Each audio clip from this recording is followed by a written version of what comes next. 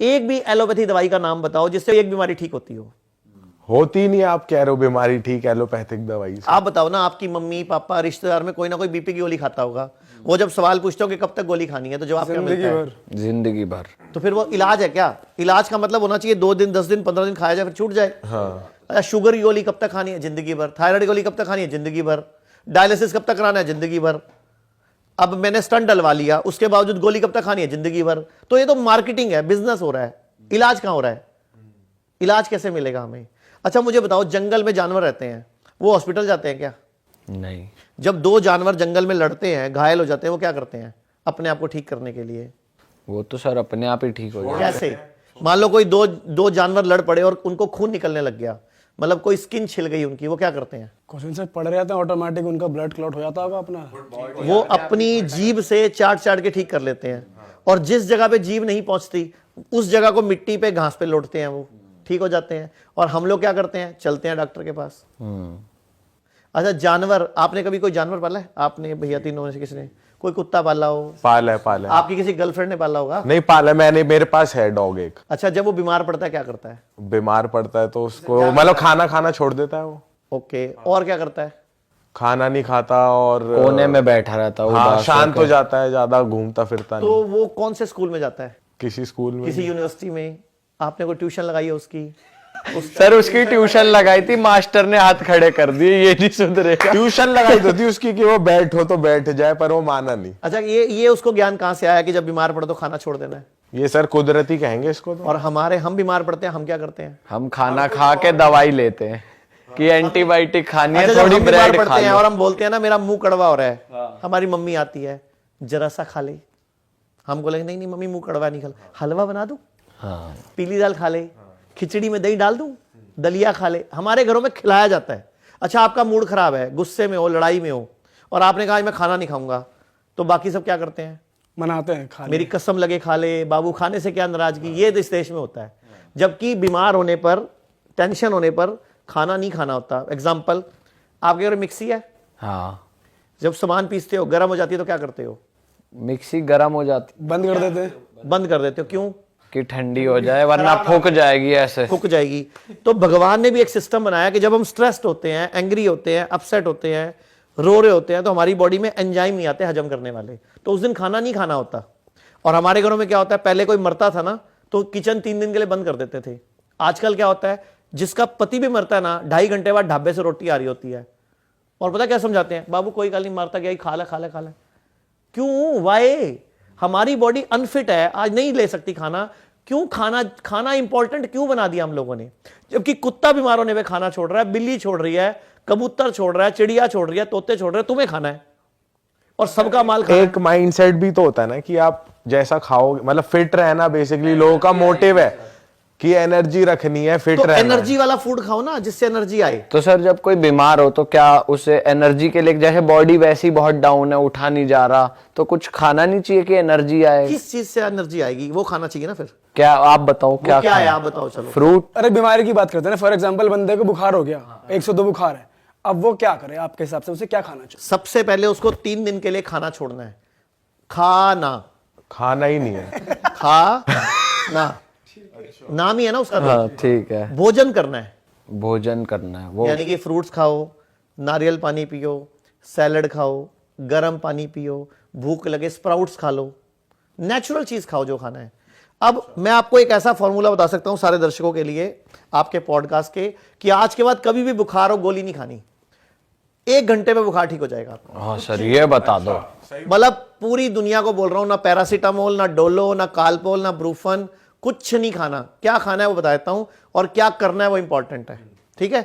मतलब बुखार में गोली खाओगे तो किडनी फेल होगी, लीवर खराब होगा, कभी मतलब ये जो आज किडनियां फेल हो रही हैं, लोग पड़े पड़े खड़े खड़े गिर रहे हैं, बहुत बड़ा मतलब दुनिया में ना सबसे खराब गोली अगर कोई है, आप बताओ कौन सी है? पैरासीटामोल ही लग रही है। यस सर, आपके लिए क्लैप होना चाहिए। दुनिया की सबसे खराब गोली है। अच्छा। सबसे साइड इफेक्ट वाली गोली है। 40 कंट्री ने रिसर्च करी है कि दुनिया की सबसे खराब गोली का अगर खिताब दिया जाए किसी को, तो वो पैरासीटामोल को डोलो 650 को मिलेगा। तो ये गोली इतनी खतरनाक है, और हम अपने बच्चों को बुखार होते ही सबको प्रसाद की तरह बांट देते हैं इसको। तो ये गोली कभी नहीं खानी। करना क्या है?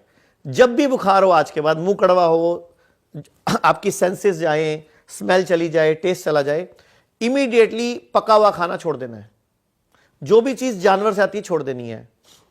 एक बड़ी बाल्टी लेनी है, उसमें इतना पानी भरना है जिसमें पांव डूब जाए, पिंडली तक, पूरी घुटने तक पांव डूब जाए, और गरम गरम पानी 40 से 42 डिग्री 30 से 40 मिनट ऐसे बैठना है उसी पानी में पांव डुबो के। और अगर पानी ठंडा होने लगे तो 2 डिब्बे निकाले, 2 गरम डाल दिए, मतलब गरम को मेंटेन करना है उस टेम्परेचर पे। और गरम गरम पानी सिप सिप करके साथ में पीना है। 80 से 90% चांस है कि आपका एक ही बार में बुखार छुट्टी हो जाएगा, आपको पसीना आएगा। बुखार हमारा मित्र है। आयुर्वेद कहता है फोड़ा, फुंसी, उल्टी, दस्त, जुकाम और बुखार ये सब मित्र हैं, लेकिन हमने इनको दुश्मन मान रखा है। सर मित्र कैसे हैं? मित्र मतलब इस अगर ये आ जाते हैं तो हमें बड़े रोग नहीं आएंगे। अच्छा, मतलब छोटे में आपका काम सर गया। जैसे आपके घर में इनकम टैक्स वालों ने आना था, तो आपके घर में कोई छोटा मोटा मल्ले का हवलदार आ गया बस। अच्छा। मतलब बड़ी रेड पड़नी थी तो उससे पहले छोटी रेड पड़ गई, तो वो बड़ी रेड नहीं पड़ेगी अब। मतलब बुखार नहीं भी आ रहा तो भी दिक्कत? बुखार आना जरूरी है। साल में एक बार अगर बुखार आएगा, 6 महीने में एक बार बुखार आएगा, तो आप बचे रहोगे बड़ी बीमारी से, कैंसर से, किडनी फेल से, लीवर फेल से, हार्ट प्रॉब्लम से। क्योंकि बुखार है क्या, हमारा मित्र कैसे है? बुखार में होता क्या है, हमारी बॉडी का टेम्परेचर बढ़ता है। तो वो टेम्परेचर कौन बढ़ा रहा है? कौन बढ़ा रहा है वो टेम्परेचर? अंदर की इम्बैलेंस हुई चीजें। हमारी बॉडी खुद बढ़ा रही है जानबूझ के, अपने आप को प्रोटेक्ट करने के लिए। बुखार 2 कारण से चढ़ता है। आपको आइडिया है कोई 2 कारण कौन से हैं?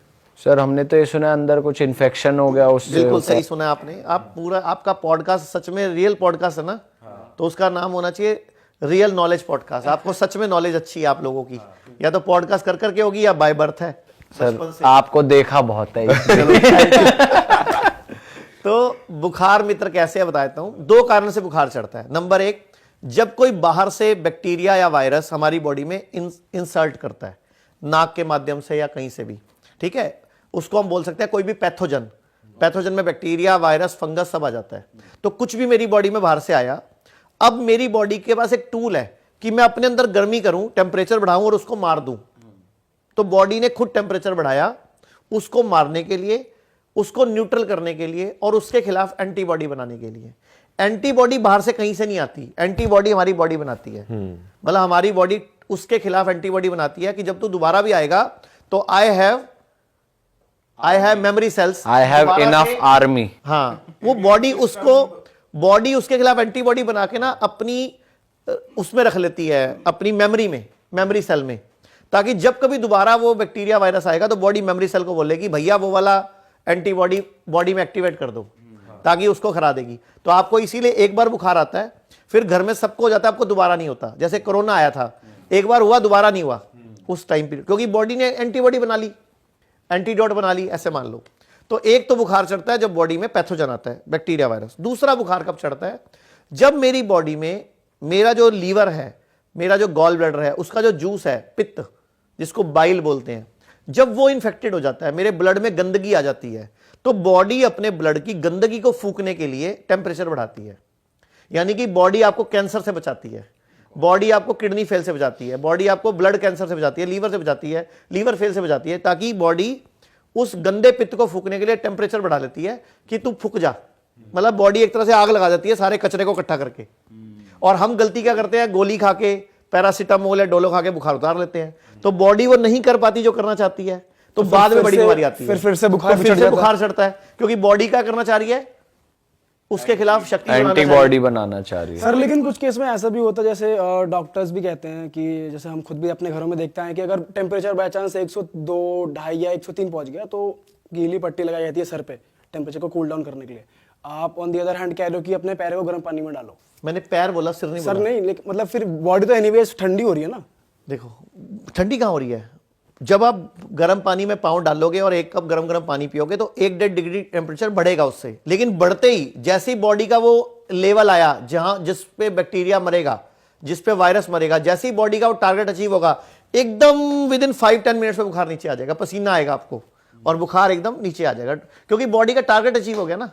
जैसे आपको मैंने एक मिशन दिया कि फलाने घर में जाके ये वाला थैला पकड़ा के आ जाओ, तो जब आप उस घर में थैला पकड़ा दोगे तो फिर वापस तो आओगे, या उस घर की खातिरदारी में वहीं बैठ जाओगे? नहीं, वापस आएंगे। आपका टारगेट है थैला पकड़ा के आना, तो बॉडी ने टारगेट अचीव किया, बॉडी अपने आप टेम्परेचर।